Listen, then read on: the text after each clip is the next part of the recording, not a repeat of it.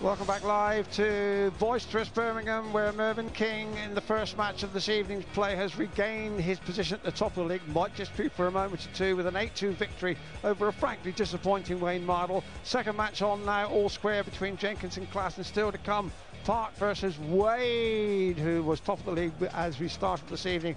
And last of all, well, one of the great rivalries in big-time sport, Phil Taylor versus Raymond van Barneveld, to round off a tasty, tasty evening. Fantastic atmosphere, bumper crowd as there always is in the Premier League. And we're underway again with this game, delicately poised.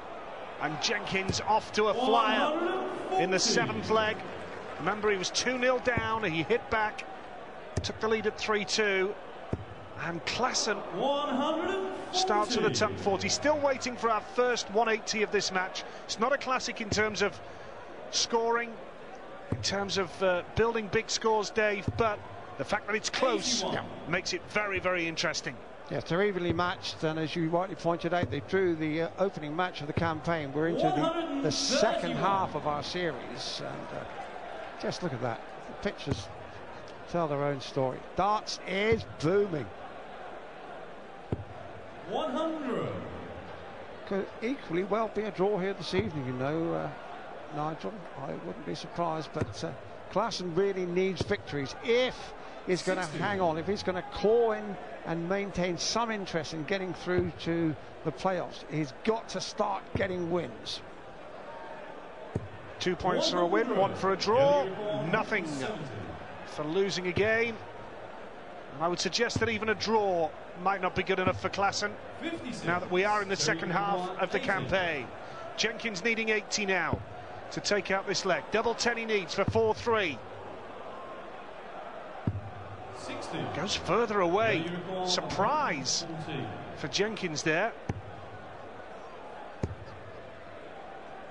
And he wanted double 17 with the third dart, an unusual way of going, but Jenkins will be concerned not at all about that. He's more worried about this double over here, double 10. Takes it out eventually.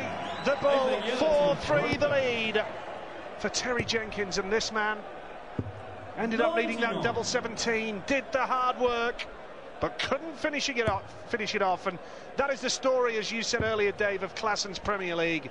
Sets himself up, scores reasonably well, does the hard work, and can't finish off a leg. Just falters. You see, he's had 2 legs here, the 5th and the 7th, when he had a dart to win it, and he's lost both of them. So he could be comfortably in the lead here, and that's been the story of this tournament. He's a young man, 24 years old, Klaasen. A little bit of a surprise selection as a wild card, perhaps. I don't think he's disgraced himself, and he's learning all the time, but he just has got to add that vital edge to his game. And Jenkins is the man who has been around, he's been in the final of this competition in the past, and he's got to work hard to get into the last 4 too. He needs to start winning. 100. And we have the first 180 of the game, and it goes the way of Jelle Klaasen. That underlines what he's all about. A great, great talent 45. who just hasn't been able to get things going here. Double 16 he needs now, and he's levelled the game up at 4 legs apiece. Remember, the first to 8 will win. We can have a 7-all draw, best of 14 legs. And look at this from Jenkins, who responds in some style with a 10-40. Quite a game here. Yes, it is. It's a fine game, and that was a terrific finish from Klaasen. Unconventional it may be, but very effective, and it's all square. And again, it would be a brave man who would bet with any conviction on this one.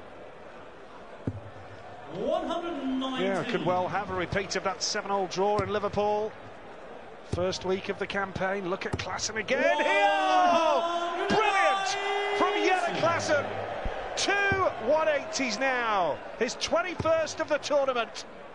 And remember, 60. Klaasen here is going against the throw. 120. Just got the impression he pulled that last dart a fraction. Still in a position of some strength. And Jenkins is fighting for his life here. Good start. Tops he needs now. Oh! Yeah, Klaasen has broken the throw of Terry Jenkins. He needs victory absolutely desperately tonight. And he's taken the lead at 5-4. And look at this, he has hit a purple patch. Oh, it's absolutely pure purple, royal purple, you could say. 180 and 111 check out there in that, the 9th leg. And I would venture to suggest that's as good a leg as Klaasen has played in this tournament. And he really is smoking more than somewhat. Can Jenkins do it again and bounce back? Klaasen's finishing tonight is amongst the best he's had in the entire tournament. 50% checkout, that's far more like it. He's gone up to 37% all told in the tournament. But in terms of the league itself, both players in the bottom half of the table. That's why this game is so vital. Jenkins 6th on 5 points. Klaasen rooted to the foot of the table, but a victory in this game would take him within a point of Jenkins. And he's had 2 impressive finishes in the last 2 legs. And he wants 76 here to go 2 up. Double top. Oh, so close. They'll be back here because Jenkins is trailing on 184. Of course, can't finish that far back. 170, the highest check out. So the young Dutchman here with a very real chance to open up daylight. 6-4, he now leads. Yeah. Since the break, Klaasen has been the man. 3 apiece it was at the break, but Jenkins steps it up and just snatches at that last start, pulls it to the left. But Klaasen has been in some tip-top form. 3 apiece at the break. He's raced into a 6-4 lead. Another leg for Klaasen. He's guaranteed at least a point. 140. Jenkins is going to fight, though. Really boiling up nicely towards a technicoloured climax. Look at this from the Raging Bull. His first 180 of the game. And just when he needed it most, 46 now. Tops he needs to go within a leg of Klaasen. Double 10 coming in. 6-5 Klaasen.